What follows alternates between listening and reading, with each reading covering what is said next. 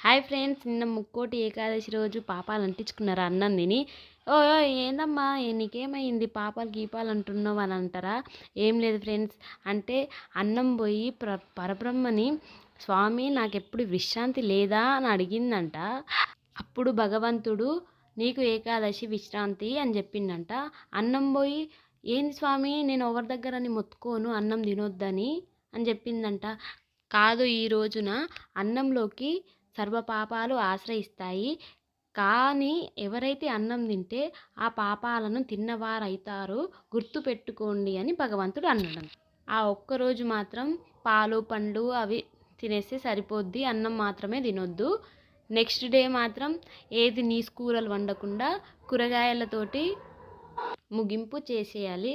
అమ్మ నీకేం తెలుసమ్మా అని అంటే, నాకు వేరే వాళ్ళు చెప్పిర్రు పెద్దవాళ్ళు, అందుకని అందరినీ షేర్ చేద్దామని ఒక షార్ట్కట్లో చెప్పిన. అలానే సబ్స్క్రైబ్ చేసుకోండి ఫ్రెండ్స్. బాయ్, మరి ఉంటాను.